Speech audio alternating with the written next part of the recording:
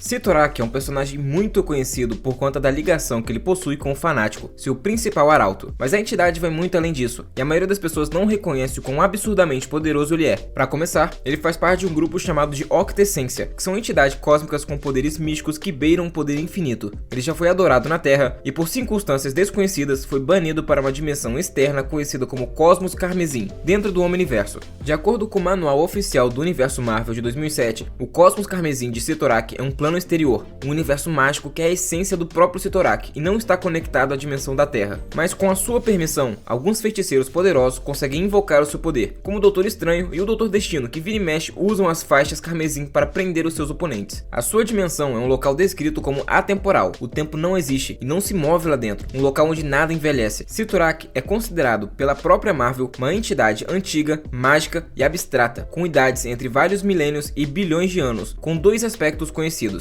O primeiro aspecto é de aparência divina, que é uma fonte de poder para feiticeiros e entidades místicas poderosas como o Doutor Estranho, o Ancião, o Mar, Doutor Destino e por aí vai. O segundo aspecto, que é o mais conhecido, é um aspecto demoníaco, que dá poder ao Fanático e que é intitulado como seu aspecto mais destrutivo. Isso também dá a entender que o personagem conta com bem mais que esses dois aspectos, mas que nunca foram apresentados. Outro detalhe interessante é que ele não tem controle absoluto sobre eles, cada aspecto tem meio que uma vontade própria. O Sitorak já comentou durante a saga Guerra Infinita que na verdade ele prefere estar no seu aspecto divino a qualquer outro, mas isso não está totalmente dentro do seu controle. O personagem sempre desejou nada mais que espalhar o caos do Cosmos Carmesim o mais longe possível. É por isso que o Fanático existe, já que o Sitorak só pode espalhar o caos na Terra através de um avatar humano, que ele imbuiu com uma mera fração do seu poder divino. Ele não apenas deseja espalhar o caos, dada a sua natureza demoníaca, como também se alimenta dele. Cada pedaço de destruição que o Fanático causou deu ao Sitorak ainda mais poder, desviando o mundo físico para o Cosmos Carmesim. Inclusive, o Sitorak costuma ficar extremamente irritado quando o Fanático começa a atuar como herói, já que é meio que um desvio de função. Muito recentemente, o Fanático se libertou da sua influência e ficou extremamente mais fraco, e o Sitorak tá tentando ter ele de volta como arauto. Isso já deu uma elevada no seu poder tão grande que ele encarou todos os X-Men, então é meio que questão de tempo até vermos o Fanático em toda a sua glória e força novamente. Inclusive, já que eu tô falando disso, o Sitorak também não curte muito quando seus lacaios pegam poder com outras entidades. Ele ficou bem irritado quando o Fanático pegou poderes do irmão de Odin, a Serpente de Midgard, retirando sua força do Caim Marco e entregou ao Colossus graças a um acordo que eles fizeram.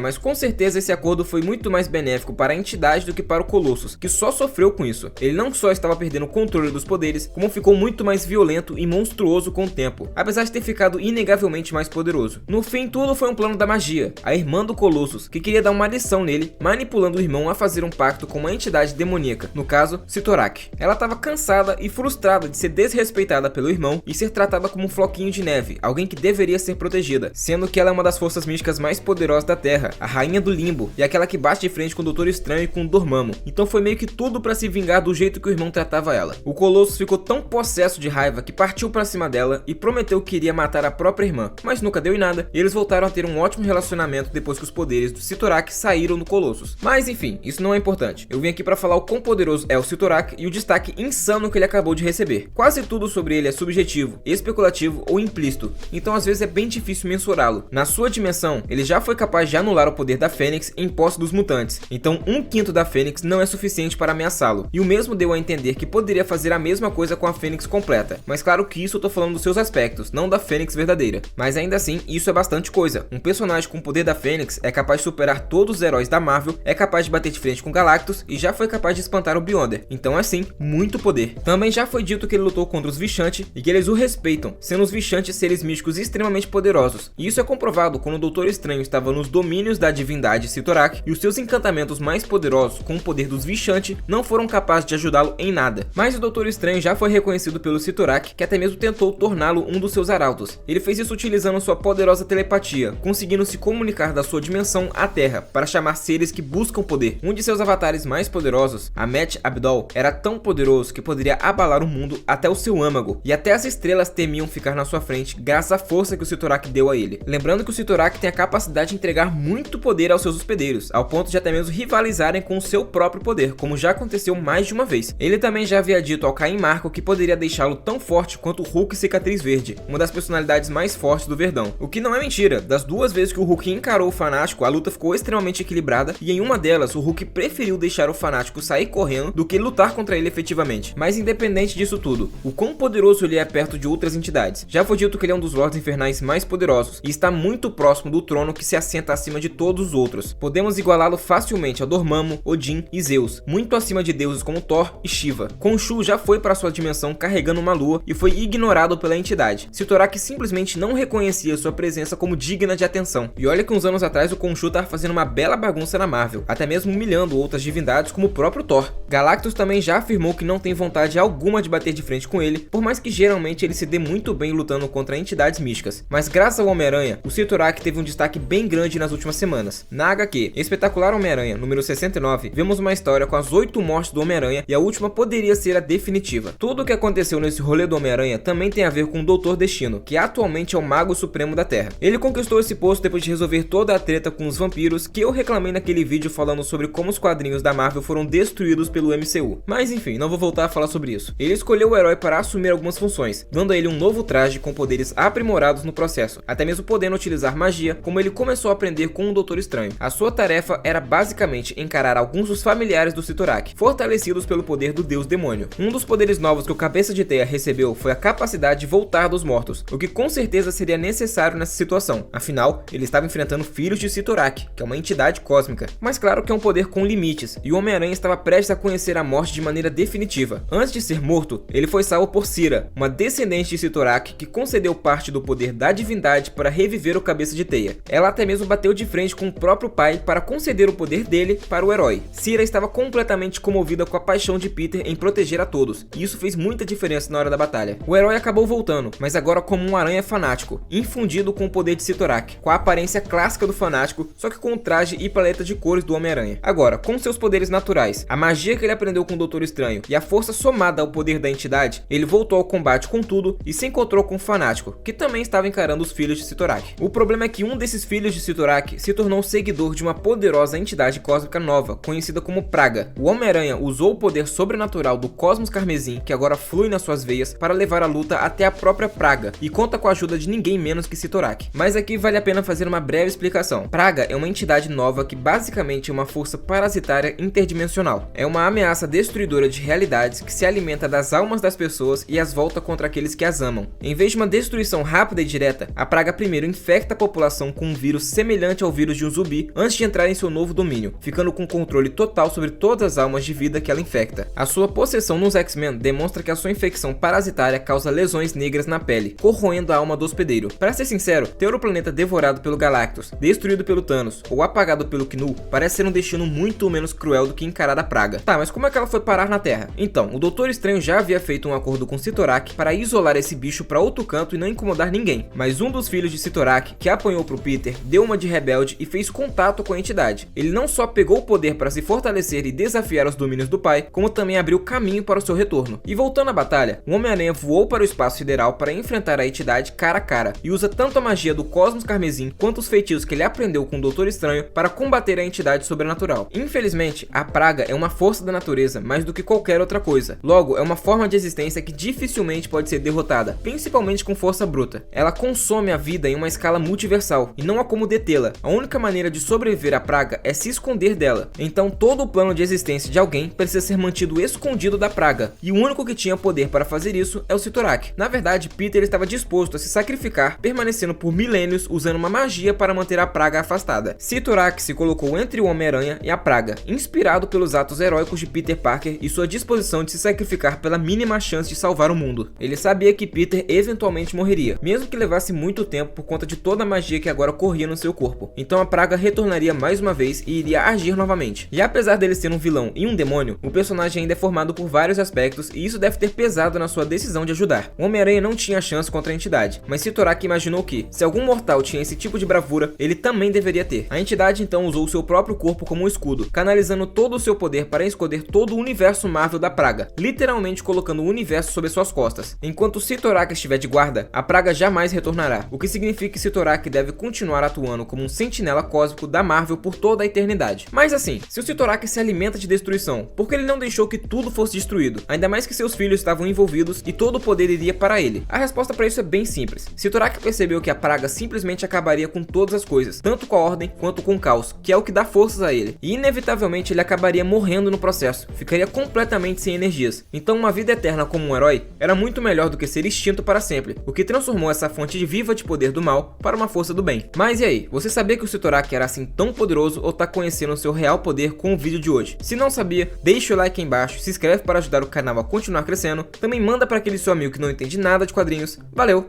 e até a próxima!